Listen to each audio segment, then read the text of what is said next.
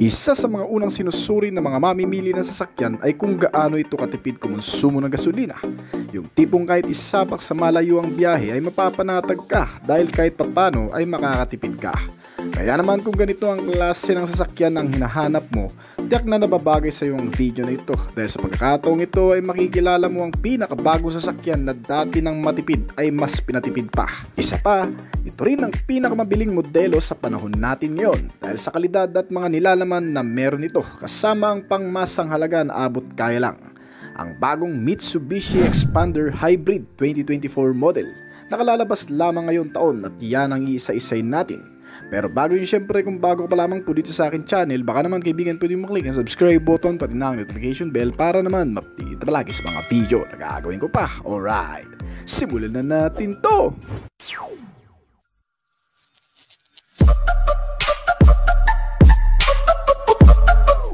Ang Mitsubishi Xpander ay inilunsad sa Philippine market noong year 2017 pa. Ang subcompact MPV car category ng brand na ngayon ay nangunguna sa listahan ng pinakamabiling sasakyan na MPV car segment dito sa bansa.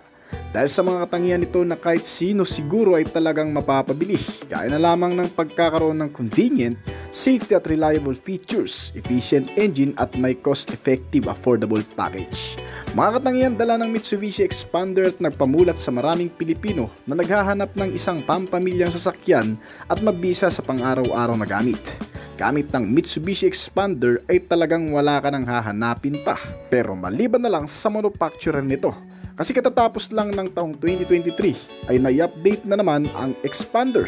Ginawang kakaiba, bago at mas advanced ang modelo ngayong 2024. Ang paglabas ng Mitsubishi Xpander HEV o full hybrid vehicle na ngayon.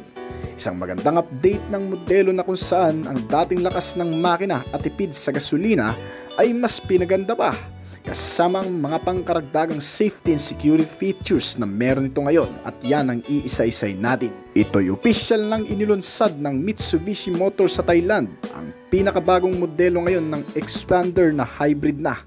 Kung saan itong modelo ay hindi na masyadong gumagamit ng gasolina sa engine para paganahin ito. Well, huwag kang mababahala kaibigan dahil ang modelong ito ay moderate na gumagamit pa rin naman ng fuel. Ito ay nakatuon lang para sa pagpapalakas ng mga electric vehicles sa iba't ibang panig ng mundo. Kaya matutuwa ka talaga sa bagong modelong ito. Bagamat binago ay hindi pa rin naman nagmamahal ang kabuuang presyo nito. Well, mapunta muna tayo sa kabuuang engine specs. Ano nga bang makikita mo sa bagong Xpander na hybrid? Ito ay may series parallel petrol electric hybrid mill na tinatawag na e-motion technology ng brand. Ito ay binubuo na ngayon ng 1.6 liter Mavic natural aspirated engine sa dating naka 1.5 liter lang. Kaya paniguradong ang performance nito ay tataas din. Well, sa mga hindi nakakaalam, mga kaibigan, ng HEV o hybrid electronic specs ng Xpander ngayon ay nangangailangan pa rin naman ng gasolina sa makina. Pero ang isang bagay na maganda rito, bukod sa gasolina ay mapapaandar na rin ito sa pamamagitan ng electricity power. Bagamat hybrid vehicle na, malaki pa rin ang pagkakaiba nito sa ilang mga electric vehicle na hindi gumagamit ng gasolina. Gaya na lamang ng baterya nito na wala ng charging port. Kumbaga, nagcha-charge na lang ang battery sa pamamagitan ng regenerative braking gamit ang traditional na hydraulic braking system o disc brake at drum brake ng sasakyan.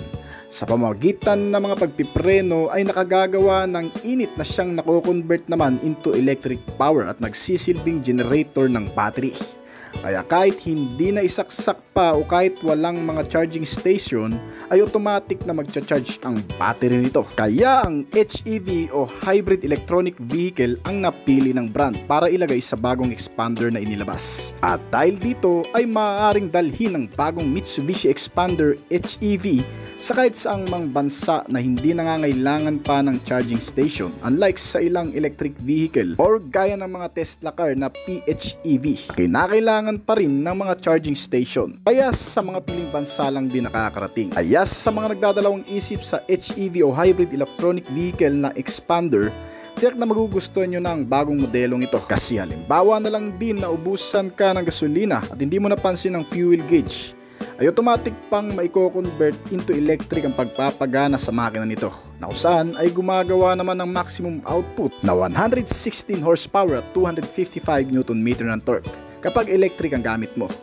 May average top speed na 165 to 170 km/h, habang ang gasoline engine ay nag-generate ng 95 horsepower sa kada 5,100 RPM at 134 Nm ng torque naman sa kada 4,000 RPM.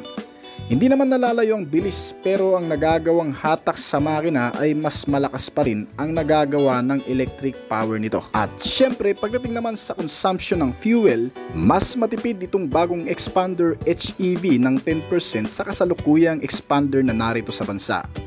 Meron itong 7 klaseng driving mode ngayon na pagpipilian. Magagamit mo ito sa kahit anong kondisyon o kahit saang klase ng kalsada man o lugar na paggagamitan. Isa pa, makakapili ka ng mas nababagay na performance na gusto mo. Halimbawa na lang sa unang driving mode nito na tinatawag na EV mode. Paggamit mo ang driving mode na ito, ay maaari kang mamili sa dalawa kung alin dito ang pagaganahin o yung titipirin mo, na kung saan kung naka-fuel ka ay maaaring makapag-charge ang baterya, samantalang kung baterya naman ang gamit mo ay talagang makakatipid ka sa gasolina. Habang ang pangalawang driving mode nito ay tinatawag naman na charge mode. Kapag pinapaandar mo ang makina sa mas mataas na power output ay mas bumibilis ang pag-charge ng baterya. Ito ang nagagawa ng charge mode. Ang pangatlo nito ay tinatawag na normal mode. Ito rin ay tinatawag na comfort mode sa ibang term. Ang smooth na pagpapaandar ng sasakyan na para ka lang gumagamit ng kasalukuyang Xpander na nasa bansa. Ganyan ang mararanasan mo kapag ginamit mo ang normal mode. Ang pangapat nito ay tinatawag na tarmac mode, ay perpekto para sa mas mabibilis na pagpapatakbo o mas mabilis na pag-response ng acceleration para gumawa ng mas mataas na performance. Kilala din ng tarmac mode sa ibang term na sports mode. Ang panglima nito ay ang gravel mode, ay para sa mga malulubak na kalsada. In other term ay para sa mga pagpapaandar sa mga off-road. Ang panganim ay tinatawag na mud mode. Of course, para naman ito sa mga mapuputik na kalsada. At ang pangpito ay tinatawag na wet mode, na para naman sa matutubig na lugar. Ganyan ka-high-tech ang bagong modelo ngayon na Mitsubishi Xpander na may 7 pagpipili ang driving mode. Papansinin sa external ay halos walang pinagkaiba sa kasalukuyang Xpander ang buong disenyo, maging ang body figure nito. Pero kung susuriing maigi, makikita sa front grille ang kaunting pagbabagong shape dito sa grille. At pagkakaroon nito ng badge ng HEV malapit sa front logo nito. Pati sa tailgate body ay mayroon ding HEV na nakalagay. Kaya madali pa rin ma-identify lalo na ng mga Xpander owner ang pagkakaiba ng mga ito. May mga naka-LED type na headlamp, daytime running light at tail lamp. Mas madaling makita sa gabi. At sa loob ng interior cabin, ang Mitsubishi Xpander Hybrid ay mayroong bagong 8.0-inch colored digital instrument cluster na nagpapakita ng impormasyon particular sa mga hybrid system nito, gaya ng power meter na nagsasaad ng eco power at charge status ng zinc sa accelerator control. Makikita rin ang impormasyon tungkol sa EV driving efficiency at natitirang baterya. Kaya maagapan mo kagad ang pagkalobat nito. Kasama rin sa makikita mo sa instrument panel screen ang drive mode na nagbibigay daan sa madaling pagpili habang nagmamaneho. At pagdating naman sa center console, makikita rin ng new shifting lever frame ng gear selector. Kasama ang 9-inch infotainment touchscreen display ay mayroon ding kaunting pagkakaiba sa dati na sinusuportahan ng Apple CarPlay at Android Auto at ilan pang mga connectivity gaya ng Bluetooth, smartphone, FM and AM radio, USB and auxiliary input at mas pinagandang audio sounds nito. Ang iba pang mga features na makikita sa bagong Xpander Hybrid ay mga heat reflecting leather seats na kung saan bagamat naka-leather ang cover seat ay hindi nag-absorb ng init sa balat at talagang matitibay. May kasama ng center armrest, foldable at di-adjustable pa. Kasama ang iba pang mga bagay na makikita sa loob nito ay ang bottle and cup holder, vanity mirror, mga front and side pocket with console pocket at glove box compartment. Kasama ang keyless ignition system nito, mga control pati na sa multifunctional steering wheel na may mga switch function. Halos kumpleto na nga ang buong sistema na magpapa-convenient sa iyo habang nakasakay ka dito. maging ang pagiging komportable sa biyahe ay talagang hindi mo na hahanapin pa dahil sa pagkakaroon ng air condition, heater at power window. Meron din itong cruise control system para naman sa hindi nakakangalay na pagmamaneho dahil dito ay kahit hindi mo natapakan pa o ibabad sa accelerator pedal lang pa ay automatic pa rin itong tatakbo sa nakatakdang bilis. Kaya bagay na bagay sa nagmamaneho sa malalayong lugar o yung umuwi pa ng probinsya. Meron din itong mga panibagong safety features para mas mapalakas ang pangkaligtasan. At syempre, dahil nga itong Mitsubishi Expander ay pwede na ring maggamit ng maigi sa off-road. Nilagyan ito ng traction control system para sa kahit anong kondisyon ng kalsada ay makakasabay ang pag-ikot ng gulong nito para iwas pagkadulas na rin o pagkawala sa balanse ng pagmamaneho sa matutubig, mapuputik, mababatong kalsada. Meron na rin itong tinatawag na Active Yaw Control. Isang sistema na kumukontrol ng maayos sa pagmamaneho at sa brake force sa pagitan ng kaliwa at kanang mga gulong nito, na kung saan nagbibigay dito sa sasakyan ng maayos at balanseng pagandar kahit sa mga delikadong sitwasyon na kalsada man. Meron din itong kasamang accelerator control system. Sa pamamagitan nito ay naitatransmit ang posisyon ng accelerator sa engine control. Pinipigilan ng system na ito ang biglaang pag-andar kapag ang driver ay nakatapak sa accelerator pedal nang hindi sinasadya. At meron din itong kasamang steering control system na kapartner naman nito, na kung saan dito ay mas naisasaayos ang handling o control ng manubela lalo na sa mga biglaang pakurbada. Sinamahan pa ito ng stability control system. Itong sistema naman ay tumutulong sa maayos na pagmamaneho kung may dadaan mo ito sa mga lupain, mababato, malulubak o kaya naman madudulas na klase ng kalsada o yung mga biglaang pakurbada na rin.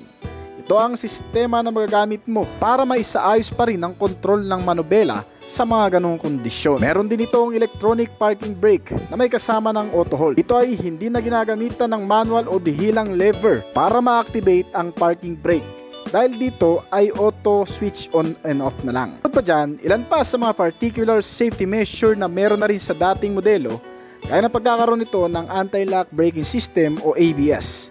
Isang sistemang nag-unlock sa maigpit na kapit ng brake kapag bigla mo itong nagamit sa hindi inaasahang pagkakataon.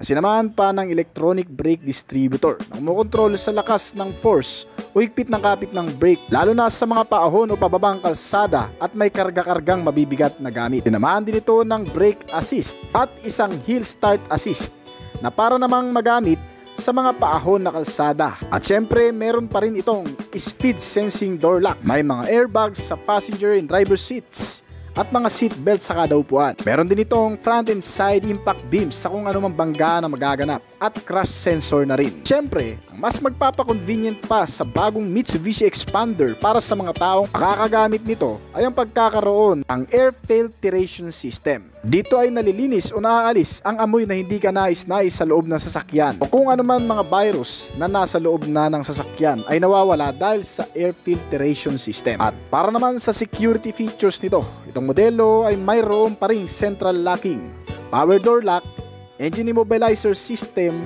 anti-theft alarm, anti-theft device na siyang tumutulong para maingatan ng mabuti itong sasakyan lalo na kung unattended tayo 24 hours. Ibig sabihin kahit gamitan ng puwersa electrical procedure ay hindi basta-bastang aandar, magbubukas o gagana ang makina nito. Alright. Sa iba pang impormasyon, ang modelong ito ay kakalabas lamang din sa bansang Thailand na kung saan subukan ng brand ang bagong sistema na hybrid na sa Mitsubishi Expander. Ito ay may 5 years warranty sa hybrid system at 10-year warranty naman sa battery. Ito ay may kabuang presyo na ilabas sa Thailand na 912,000 Thai baht.